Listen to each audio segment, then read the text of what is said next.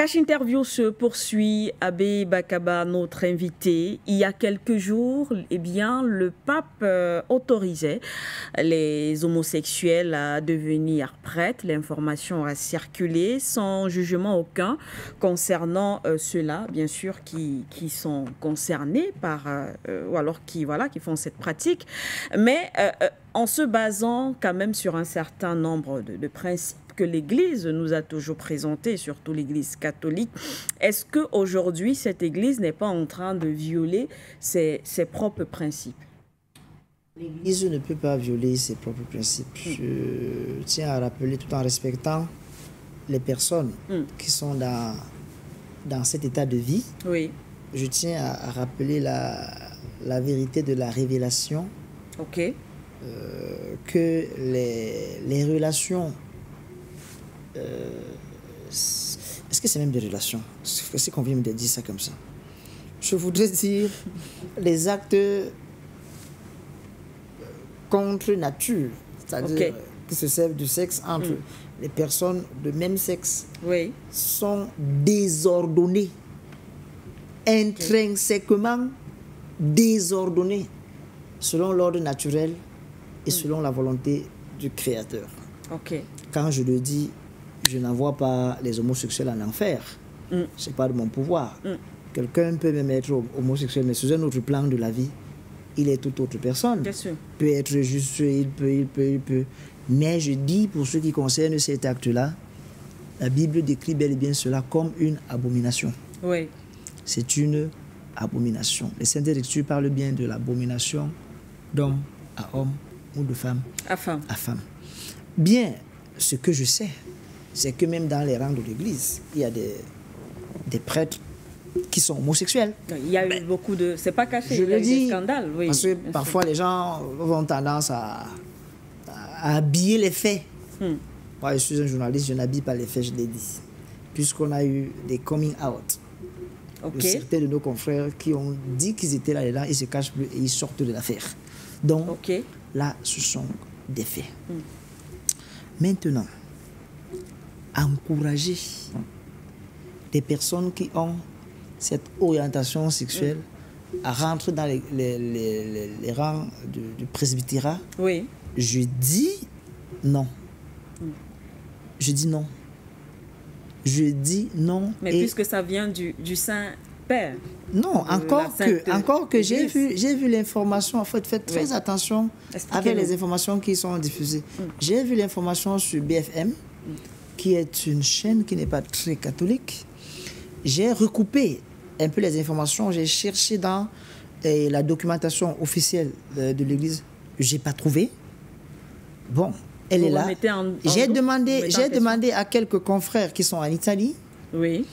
J'ai pas eu vent qu'il y avait quelque chose de crédible en ce sens. Sinon, il y a ce qu'on appelle la ratio fondamentalis. C'est-à-dire que la loi qui oriente la formation des futurs prêtres. C'est-à-dire elle peut être nationale, elle peut être régionale. Par exemple, au Cameroun, nous avons une loi pour la formation des futurs prêtres. Et dans cette loi-là, il est dit que ceux qui présenteraient même des tendances de ce genre, on devrait chercher à les réorienter. Il faut faire attention.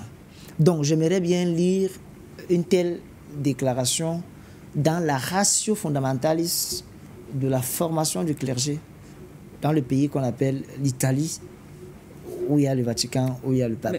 Mais vous savez, monsieur l'abbé, que ce n'est pas la première fois que cette affaire fait quand même débat au sein de l'Église catholique. Il y a eu, le pape lui-même a fait certains discours, entre autres, peut-être pas directement, mais des propos quand même qui ont créé justement le débat, la tolérance, effectivement, l'homosexualité, le mariage homosexuel. Il y a eu ce débat aussi au sein même de l'Église catholique. Donc, une telle sortie, du moins une telle nouvelle du genre, va peut-être en droite ligne avec ce débat. Non. En tout cas, il n'y aura jamais de mariage homosexuel. Ça, il faut dire que c'est un abus de langage. Ok. Il n'y aura jamais de mariage homosexuel, ni dans l'église, ni dans la société civile. Je suis désolé. Il peut y avoir un papier que vous signez, mais ce n'est pas un mariage. Je suis désolé. Pour qu'il y ait mariage, la première condition, c'est qu'il y ait une différenciation de sexe. Parce que le mariage est ordonné à la fécondité. Pour qu'il y ait conjugalité, il faut qu'il y ait il et elle. S'il n'y a pas il et elle, ce n'est pas possible. Même si l'ordre vient du Vatican. Même si l'ordre venait de n'importe qui. Je dis, ce n'est pas possible. Parce que le mariage, ce n'est pas l'homme qui a créé le mariage. C'est Dieu qui a créé le mariage. Moi, je suis un croyant. C'est Dieu qui a créé un homme et une femme.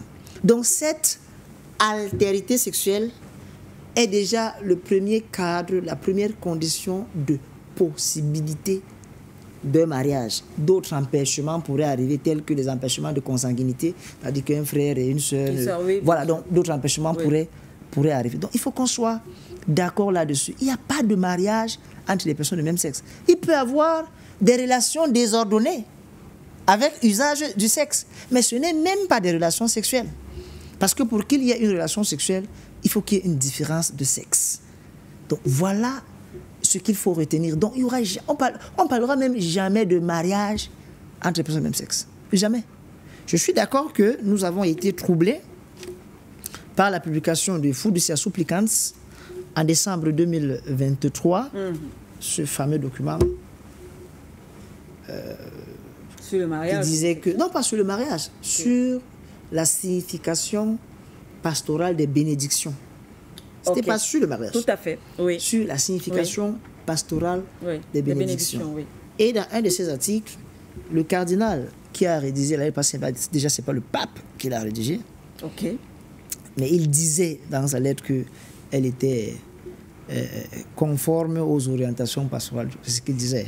Il disait que, bon, en parlant des couples irréguliers et, entre guillemets, des couples de personnes de même sexe, que dans une circonstance qui n'est pas liturgique, on pouvait accorder la bénédiction aux personnes. Bon, et eux, ils disent au couple, encore que ça me fait problème. Aux personnes de même sexe, on pourrait les bénir. C'est-à-dire qu'en termes plus simples, si moi, le prêtre, deux personnes de même sexe se présentent devant moi, je pourrais leur accorder ma bénédiction. Hors du bâtiment, hors de l'église. Je dis jamais.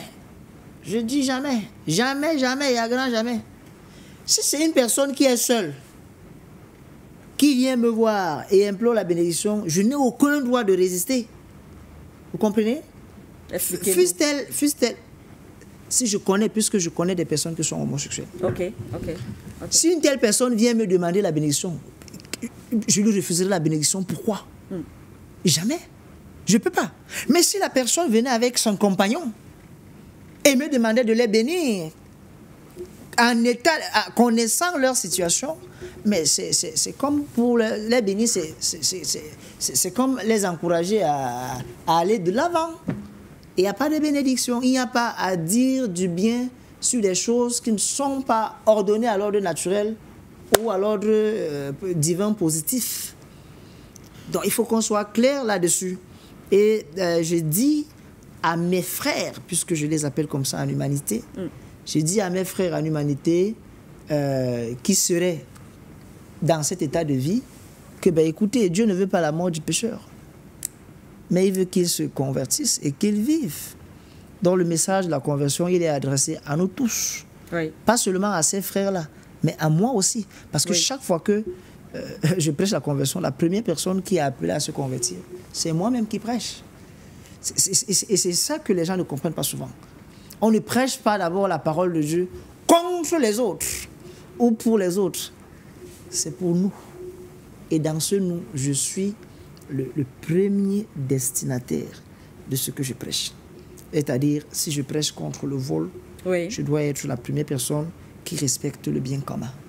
Cela s'adresse d'abord à moi.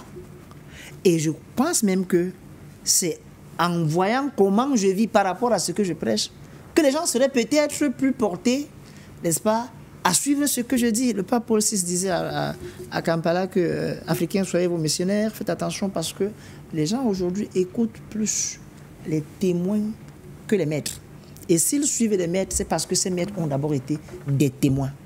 Il faut que ce soit clair. On n'est pas là pour prêcher contre. On prêche contre un mal, mais on ne prêche pas contre des individus. Ouais. Bon, il faut que ce soit clair.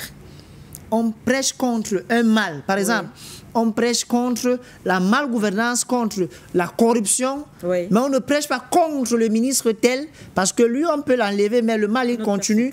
On ne prêche pas contre le président tel, parce que lui, on peut l'enlever, mais le mal, il continue. Bien sûr. Voilà, il faut que cet éclairage soit